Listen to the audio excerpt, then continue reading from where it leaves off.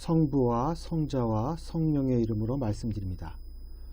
한 주간 동안 안녕하셨는지요? 저는 지난 주중에는 3년 만에 오프라인으로 열렸던 2박 3일 일정의 대한성공회 전국 성직자 신학연수에 다녀왔습니다. 교통이 다소 불편했던 전라북도 변산에서 열린 탓에 많은 분들이 참석하지는 못했습니다.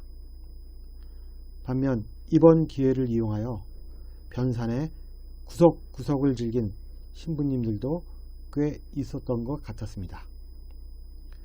저는 주로 행사장 근처에만 머무는 방식으로 참여했습니다. 제 차를 끌고 갔는데 갈 때는 동료 신부님 한 분과 올 때는 동료 신부님 두 분과 강연자였던 교수님까지 모시고 올라오게 되었습니다.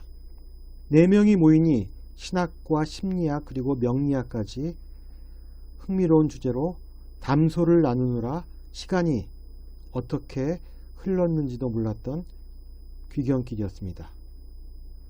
드물게 자동차라는 밀폐된 공간이 주는 긍정적인 효과를 경험한 시간이었습니다.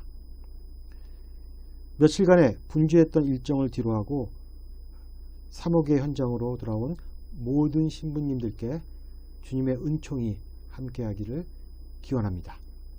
오늘 일독서인 신명기는 모세가 행했던 설교의 일부분입니다.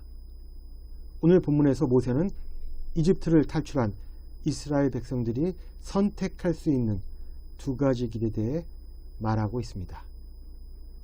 이 두 가지 길을 분명하게 대비해서 말씀드린다면 하나는 하나님을 사랑하는 길이고 나머지는 하나님을 사랑하지 않는 길이라고 말할 수 있습니다. 그렇다면 모세는 하나님을 사랑하는 길이 무엇이라고 말하고 있을까요? 모세는 하나님 야훼의 명령을 순종하며 그를 사랑하고 그가 지시하는 길을 걸으며 그의 계명과 법령을 지키면 복되게 살게 되며 번영할 것이라고 말합니다. 여기서 말하는 야훼의 명령과 계명 그리고 법령을 오늘 복음과 관련지어 생각해 본다면 모세가 시나이산에서 하느님으로부터 받은 10계명을 의미한다고 볼 수 있습니다. 총 10개의 항목으로 구성되어 있다고 해서 10계명이라고 불리는 계율은 하나님과 인간과 인간 사이에 지켜야 할 최소한의 법이라고 할 수 있습니다. 전반부에 너희는 내 앞에서 다른 신을 모시지 못한다. 어떤 우상도 만들지 말고 절하지 말라. 너희는 주 너희 하나님의 이름을 함부로 부르지 못한다. 안식일을 거룩하게 지켜라 등의 계명은 하나님과 인간 사이에서 지켜야 할 계율에 대해 말하고 있습니다. 후반부의 계명은 부모를 공경하라. 살인하지 마라. 간음하지 마라. 도적질하지 마라. 거짓 증언을 하지 마라. 내 이웃의 아내나 재물을 탐하지 마라. 로서 인간과 인간 사이에 지켜야 할 계율인 것입니다. 오늘 복음에서 예수님은 10계명의 후반부인 인간과 인간 사이에 지켜야 할 계율에 대해서 다시 말씀하십니다. 먼저 예수님은 살인과 간음을 금지하셨습니다. 그리고 죄를 짓지 마라 하셨고 거짓 맹세를 하지 마라 하셨습니다. 그러나 오늘 예수님은 단순히 10계명의 반복에 머무르지 않고 진일보한 관점을 제시하고자 하십니다. 살인은 정말 무서운 죄입니다. 인간이라면 하나님이 창조하신 귀한 목숨을 빼앗지 않는 것만으로도 큰 죄를 벗어난 것입니다. 저 역시 인간으로서 이러한 대죄를 짓지 않고 죽기를 간절히 기도합니다. 살인의 추억이라는 형용 모순에 웃지 못할 영화 제목도 있지만 살인이 살인을 저지른 사람에게 어떤 결과를 가져다 주는지에 관하여 가장 잘 보여준 소설은 역시 도스토옙스키의 죄와 벌입니다. 벌레 같은 수전노 노파를 죽이기 위해 자신의 살인을 합리화하는 치밀한 사상 무장까지 하지만 완전 범죄를 위해 죄가 없는 노파의 백치사촌 여동생까지 죽임으로 인해 그는 지금껏 단 한 번도 가져보지 못했던 감정을 느끼게 됩니다. 그는 살인 이후 자신이 인간으로서의 존엄성을 상실했음을 깨달았으며 창조주와 인간으로부터 단절되었다는 고립감을 절감하게 됩니다. 이것이 바로 살아서 만나는 지옥인 것입니다.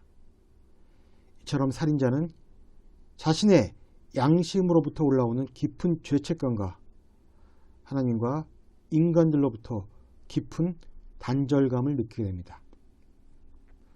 살인을 저지른 사람들이 도피를 선택하는 이유는 잡히지 않기 위해서도 있지만 마치 카인이 하나님을 피하듯이 수치심으로 인해 하나님과 인간을 피하려는 이유도 있다고 봅니다.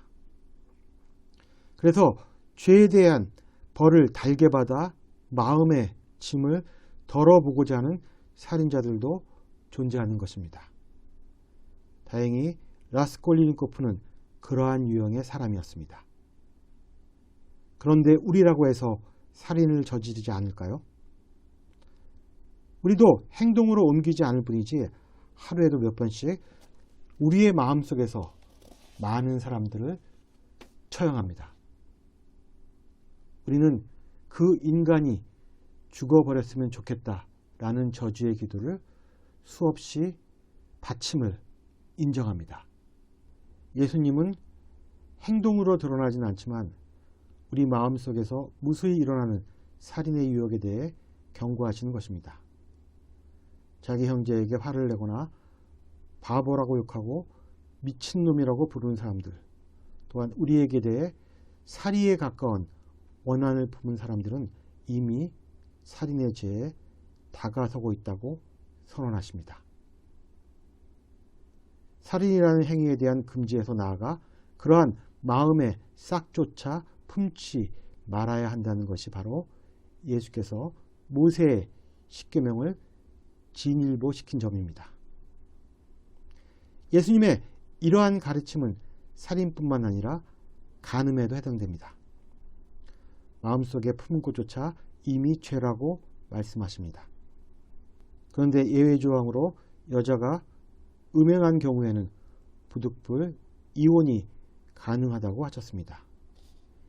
예수님은 거짓 맹세를 하지 마라, 그리고 주님께 맹세한 것은 다 지켜라는 십계명을 아예 맹세를 하지 마라, 땅이나 하늘이나 예루살렘이나 내 머리를 두고도 맹세하지 마라 하십니다.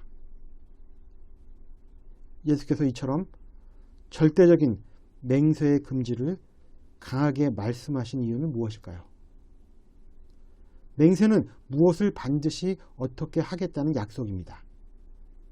그런데 인간은 그런 약속을 지킬 능력자가 되지 못합니다. 왜냐하면 인간은 애초부터 자기 뜻대로 할 수 있는 일이 하나도 없는 불완전한 존재이기 때문입니다. 불완전한 존재가 완전한 이행을 요구하는 맹세를 감당하는 것, 그것 역시 자기 모순이기 때문입니다. 이것은 우리가 행한 맹세를 돌이켜보면 쉽게 확인할 수 있습니다. 우리 스스로가 얼마나 많은 지키지 못할 맹세를 남발하고 살았는지 알 수 있습니다. 그래서 필요한 것은 예와 아니요 뿐입니다. 그리고 그 이상의 말은 아무리 선이라고 할지라도 결국 악을 불러올 수 있다는 것이 예수님의 관점입니다. 하나님께서 주신 계명을 믿고 따르는 것이 하나님을 사랑하는 길이라면 그 반대의 것은 하나님을 사랑하지 않는 길이 됩니다. 더 나아가 예수님은 오늘 복음을 통해 하느님을 더욱 사랑하는 길이 어디에 있는지 보여주고 계십니다. 오늘 이 독서인 사도 바울의 고린토인들에게 보내는 첫째 편지는 모세가 말했던 신명기의 10계명과 예수께서 복음을 통해 심화시킨 10계명의 해석을 가능하게 하는 단초를 제공합니다. 사도 바울의 비유를 따르자면 신명기적 세계관에 거하는 사람들은 육적인 사람, 곧 교인으로서는 어린아이 같은 존재들입니다. 이들은 단단한 음식을 소화시킬 수 없어서 젖을 먹는 존재들이었습니다. 그리고 이들은 육적이고 세속적인 사람들이기에 외부에서 강제되는 계율을 지키는 것, 그것만으로도 감지덕지한 사람들인 것입니다.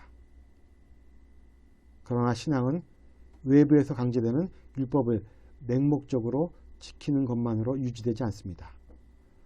무엇보다도 신앙은 자유이고 자율입니다. 우리의 신앙이 젖을 떼고 육적인 수준에서 벗어나기 위해서는 도약이 필요합니다. 오늘 복음은 우리가 어떻게 하면 그런 도약을 이룰 수 있을 것인가에 대해 말하고 있습니다. 예수님은 어떻게 하면 우리의 속마음으로부터 우리의 죄를 다스릴 수 있는가에 대해 말씀하시는 것입니다. 우리가 어떻게 하면 어린아이 시절을 벗어나 단단한 음식을 먹고 또 영적인 삶을 살아갈 수 있을까요? 여러분들은 어떻게 하면 성숙한 신앙적 삶이 가능하다고 생각하십니까? 여러분이 찾은 해답은 무엇입니까? 결국 해답은 예수님의 길을 쫓는 것입니다. 그리고 그 길의 이름은 십자가의 길입니다. 즉 고난의 길입니다.